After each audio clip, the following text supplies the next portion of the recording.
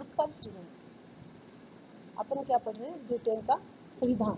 ठीक है, आपने ब्रिटेन के संविधान में ब्रिटेन की विशेषताएं पढ़ी हैं, ब्रिटेन के बारे में कि ब्रिटेन किसके आधार पे है, ब्रिटेन लिखित है या ब्रिटेन अलिखित है, रूढ़ियों के आधार पे है। अब आगे अपन पढ़ रहे हैं मंत्रिमंडल प्रणाली की विशेषताएं। ठीक है, मंत्रिमंडल प्रणाली की विशेषताएं पढ़ रहे हैं। सबसे पहली विशेषता क्या है कि सम्राट मंत्रिमंडल की बैठक से बाहर है। सम्राट का मतलब आपने पढ़ा है, सम्राट का मतलब है राजा, यानी राजा क्या है, मंत्रिमंडल की जो बैठक होती है उससे बाहर रहता है। ब्रिटिश मंत्रिमंडल प्रणाली की पहली जो विशेषता बताई गई है यह है कि राजा मंत्रिमंडल की बैठक से बाहर रहता है। यानी जो पहली विशेषता बताई गई है ये यही बताई गई है कि राजा जो है वो मंत्रिमंडल की बैठक से बाहर रहता है, वह मंत्रिमंडल की बैठक में भाग नहीं लेता है। ठीक है, राजा प्रधानमंत्री को नियुक्त करता है। कौन करता है प्रधानमंत्री की नियुक्ति? कौन करता है? वहाँ का, कहाँ का? ब्रिटेन का सम्राट। राजा की नियुक्ति प्रधानमंत्री की नियुक्ति कौन करता है? ब्रिटेन के सम्राट के द्वारा ही की जाती है, यानी ब्रिटेन के ब्रिटिश राजा के द्वारा ही की जाती है।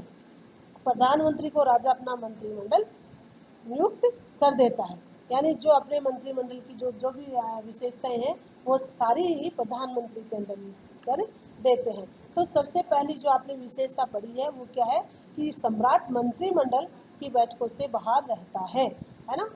मंत्रिमंडल की बैठकों से बाहर रहता है और क्या करता है, जो मतलब प्रधानमंत्री को नियुक्त करता है वो ब्रिटेन के सम्राट के द्वारा ही किया जाता है। अगली जो विशेषता है, किसकी विशेषता है? मंत्रिमंडल की। अगली विशेषता बताई गई है टोली की भावना। टोली का मतलब टीम, टोली का मतलब एक साथ में कार्य करना। तो टोली की जो भावना है, टीम की जो भावना है, मंत्रिमंडल एक टीम के समान कार्य करता है, एक टीम बनाता है और उसी के अनुसार कार्य करता है। यदि शासन को अपने कार्यों में सफलता मिलती है तो पूरे कैबिनेट को क्या देते हैं? श्रेय मिलता है, यानी उसको शाबाशी मिलती है। यदि अच्छा कार्य करते हैं, ब्रिटिश इसमें बताया गया है कि मंत्रिमंडल में यदि कार्य अच्छा किया जाता है तो उस मंत्रिमंडल के सभी मंत्रियों को श्रेय की भावना यानी श्रेय मिलता है, कार्यों में सफलता होने पे उनको श्रेय मिलता है यानी शाबाशी मिलती है और पूरे कैबिनेट उसका श्रेय देता है और उसकी प्रशंसा होती है। सही है, जो अच्छा कार्य करेगा उनको शाबाशी मिलेगी और जो अच्छा कार्य करेगा तो उनको क्या होगा? उनको श्रेय भी मिलेगा और उनकी सफलता भी काबिल मानी जाएगी। तो पूरे कैबिनेट को उसका श्रेय मिलता है और उसकी प्रशंसा होती है। इसके विपरीत यदि सरकार की नीतियां गलत साबित होती हैं, यानी किसी भी कार्य को यदि गलत तरीके से किया जाता है तो पूरे मंत्रिमंडल की क्या होती है? निंदा की जाती है। इसमें एक साथ में सभी कार्य करते हैं। यदि एक मंत्री के द्वारा किसी कार्य को अच्छा किया गया है तो उसकी टीम को क्या मिलता है? श्रेय मिलता है, शाबाशी मिलती है, सफलता मिलती है। यदि वह इसी कार्य को यदि गलत करता है, किसी नीतियों को गलत तरीके से अपनाता है तो ब्रिटेन के संविधान में यही बताया गया है कि वहाँ के मंत्रिमंडल की क्या होती है? निंदा होती है। ये तो सभी जगह, यदि किसी कार्य को आप गलत करोगे तो उसकी निंदा होगी और कार्य को अच्छा करोगे तो उसका आपको क्या मिलेगी? शाबाशी मिलेगी, श्रेय मिलेगा उसका। कॉमन सभा में अविश्वास प्रस्ताव पारित होने पर मंत्रिपरिषद की सभी सदस्यों को एक साथ त्याग पत्र देना पड़ता है, जो तो भारत में भी है, अमेरिका में भी। यानी ऐसा यदि कार्य आप कोई भी मंत्रिपरिषद का कोई भी सदस्य यदि गलत कार्य करता है तो मंत्रिमंडल के किसी एक मंत्री को यदि त्यागपत्र देना पड़ता है तो सभी को ही त्यागपत्र देना पड़ता है। इस प्रकार मंत्रिपरिषद एक राजनीतिक इकाई के रूप में कार्य करती है। यानी मंत्रिपरिषद क्या है? एक राजनीतिक इकाई के रूप में कार्य करती है। यदि किसी ने गलत काम किया है तो उसकी क्या होगी? निंदा होगी। ठीक है, उसकी निंदा होगी। और यदि अच्छा कार्य किया मंत्रिमंडल में से किस मंत्रिमंडल में तो उसकी क्या होगा? उसकी श्रेय, उनको सफलता मिलेगी, उनको ये होगा तो उनकी क्या होगी? प्रशंसा की जाएगी। और यदि किसी मंत्रिपरिषद के सदस्यों में से यदि एक कोई त्यागपत्र देता है तो उसके क्या परिषद के एक राजनीतिक इकाई के रूप में सभी का त्यागपत्र स्वीकार किया जाता है, माना जाता है।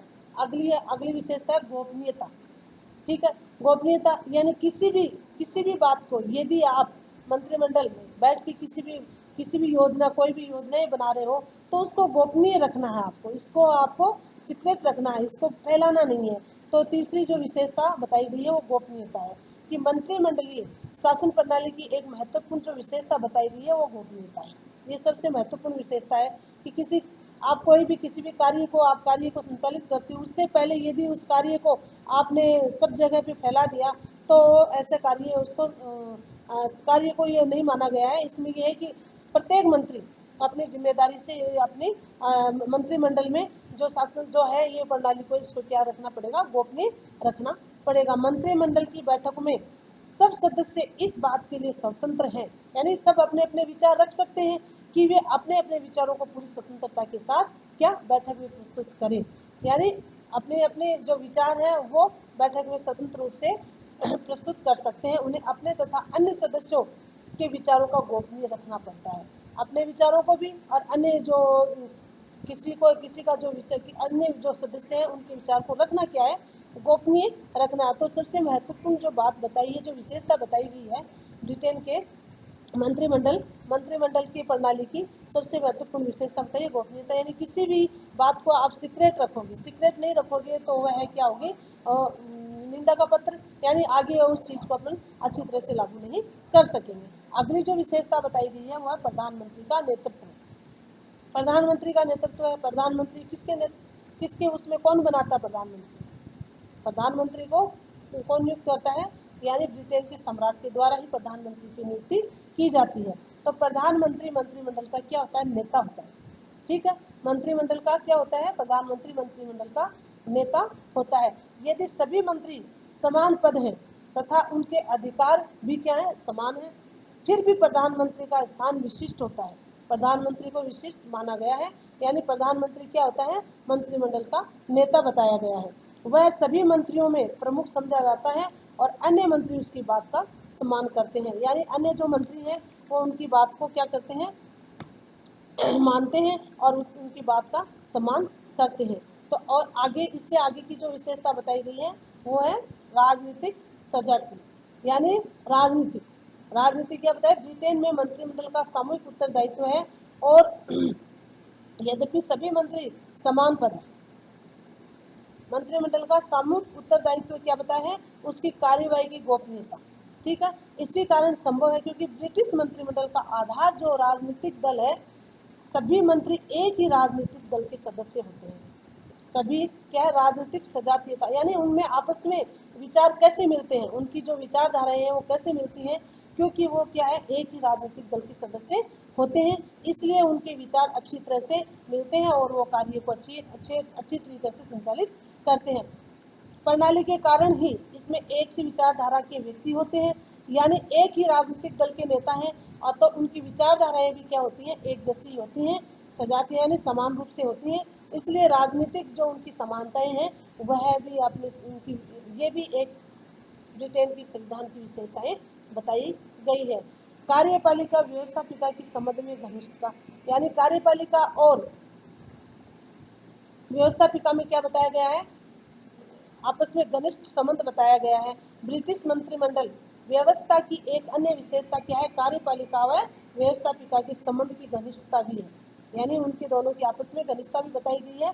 मंत्रिमंडल की स्थिति संसद की समिति की है, और इस कारण ये संसद के प्रति पूर्ण रूप से क्या होते हैं, उत्तरदायी हैं, यानी संसद ने जो नियम बनाए, संसद जो कार्य करती है उसके प्रति उत्तरदायी रहते हैं।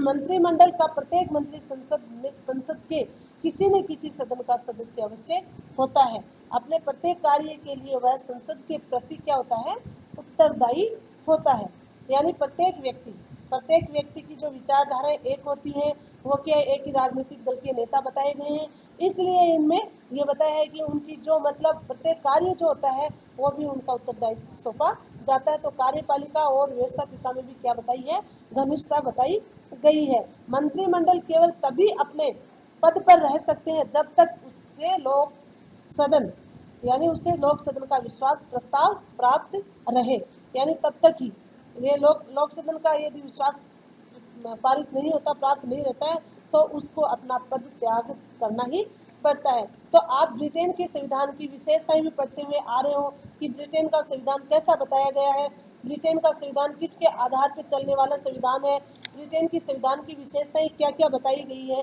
ये आपने पढ़ा है कि ब्रिटेन के संविधान की विशेषताएं क्या बताई थी। आपने कहा था कि ब्रिटेन का संविधान क्या है, अलिखित संविधान माना गया है। लेकिन कहीं पे आपने ये भी देखा है कि ब्रिटेन की संविधान को लिखित रूप में भी हमने पढ़ा है, लिखित रूप में पढ़ा है। और ब्रिटेन का संविधान किसके आधार पे, परंपराओं है, रूढ़ियों के आधार पे चलने वाला संविधान बताया गया है। लेकिन धीरे धीरे जैसे हम संविधान के आगे की ओर चलते हैं तो इसमें ये भी बताया गया है कि सारा जो पहले अपने पढ़ा है कि जो सारा गुण जो मतलब बताई गई विशेषताएं वो सारी सम्राट में निहित थी, लेकिन अब ऐसा नहीं है। आगे जैसे अपन पढ़ रहे हैं तो ये जो विचारधाराएं आगे आगे चेंज हो रही हैं कि नहीं, प्रधानमंत्री को भी क्या है इसमें कार्य को दिया